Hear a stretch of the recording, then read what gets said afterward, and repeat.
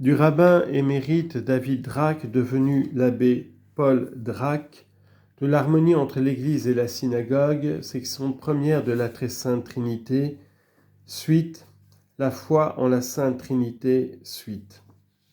Septièmement, le même sur l'Exode, folio 59, colonne 236, toujours expliquant notre verset du Deutéronome, Adonai Eloheinu, Adonai est un, d'une unité unique.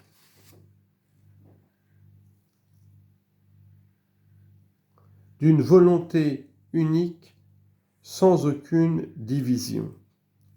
Huitièmement, de même, il parle de 4 clés représentées par les 4 lettres du nom tétragrammatique Adonai, Yod, He, Vav, He. Après avoir dit que la 4e clé représentée par le 2e He, 4e lettre du nom ineffable, a été mise en réserve sous l'arbre de la vie. On lit en note. Nous prions le lecteur de se rappeler que les 3 lettres qui entrent dans le nom hébreu Adonai désignent dans le système kabbalistique les 3 personnes de la Très Sainte Trinité selon l'ordre de procession.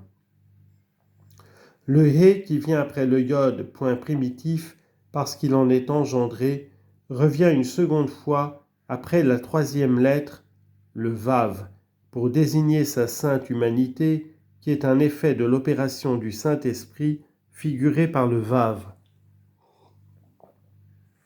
Fin de note.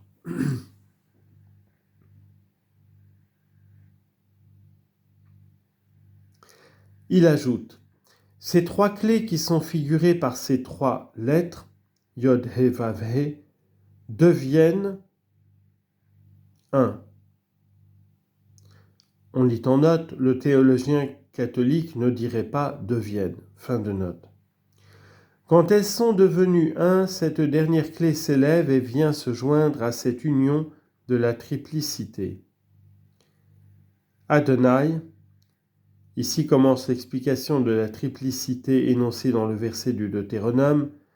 Adonai, c'est ce qui est représenté par le Yod, premier principe céleste du Saint-Nom. Eloheinu, ceci est le mystère représenté par le He céleste, 2e lettre du Saint-Nom. Adonai, ceci est l'émanation qui descend sur la terre par le mystère que représente la lettre Vav. On lit en note, le mystère de l'incarnation moyennant la coopération du Saint-Esprit figuré par le Vav. Fin de note. Tous ces 3 sont un d'une unité unique. Et au temps du Messie, on lit en note, à la lettre au temps à venir, les kabbalistes comme les autres rabbins désignent ainsi le temps du Messie. Ils disent en le même sens le siècle à venir. Fin de note. Et au temps du Messie, où le démon, à la lettre le mauvais œil, sera ôté de ce monde et n'y exercera plus sa puissance, cet un sera prononcé manifestement. 9. Le même sur l'Exode, folio 72, colonne 286. Le premier Adonai, c'est le point suprême principe de toute chose. Eloheinu, mystère de l'avènement du Messie. Le second Adonai joint ensemble la droite et la gauche dans une jonction d'unité.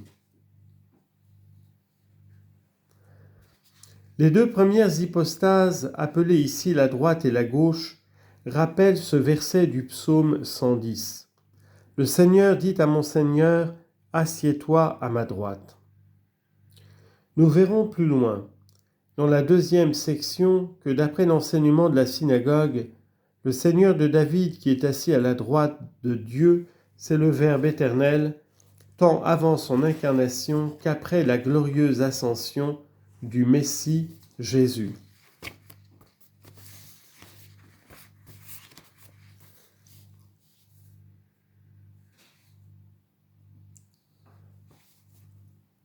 Premièrement, formé du verbe. Chapitre 3. Le nom ineffable Adonai, Yod-He-Vav-He, il renferme le mystère de la très sainte Trinité. Je suis Adonai, voilà mon nom, dit le Seigneur, par la bouche de son prophète, et je ne cède pas mon honneur à un autre. Isaïe chapitre 42. Ni ma gloire à des simulacres. La simple lecture de ce texte fait voir que l'excellence que le Seigneur ne cède pas à un autre que lui parce qu'elle lui est propre, parce qu'elle ne saurait convenir qu'à lui, cette excellence, disons-nous, réside en quelque manière dans le nom même de Adonai.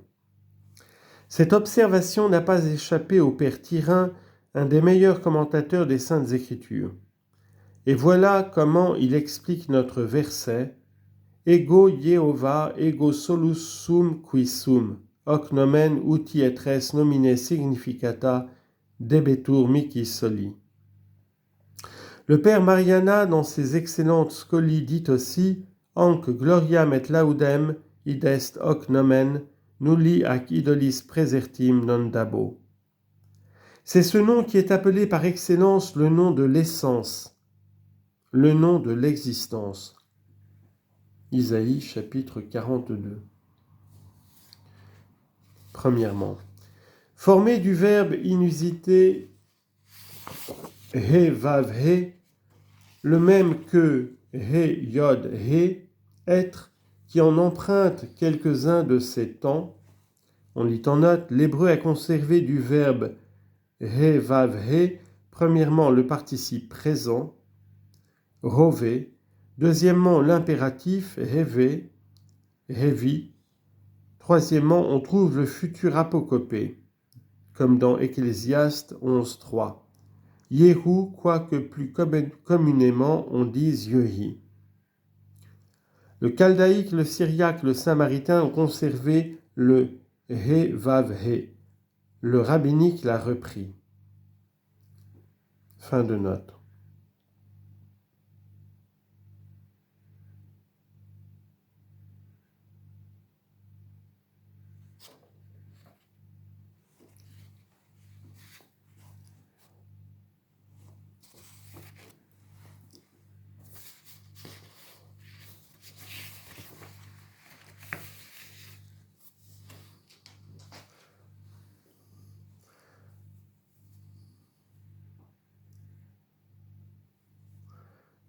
Autre note.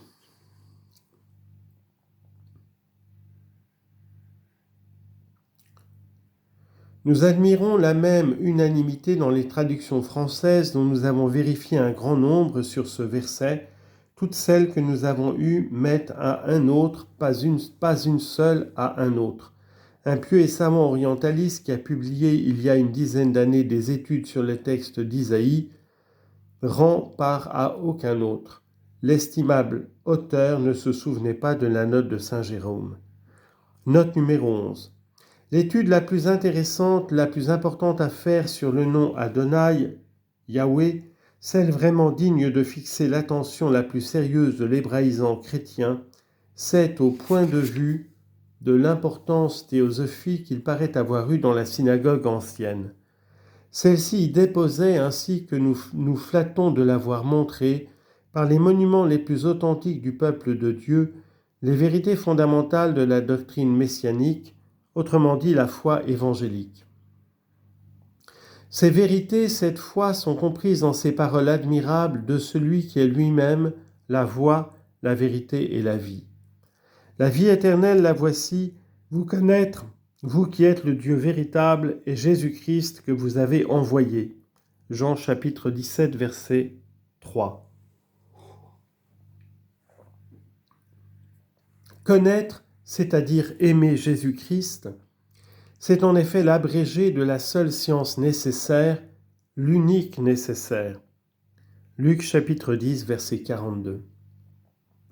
Un Messie sauveur, réparateur, réconciliateur, personne divine engendrée du divin principe premier et faite homme par l'opération d'une autre personne divine, celle-ci procédant des deux premières. Génération et procession éternelle, naissance temporelle. Voilà ce que de probes et judicieuses investigations découvrent dans l'enseignement de la synagogue ancienne. Voilà la vie, le salut des justes de l'Ancien Testament.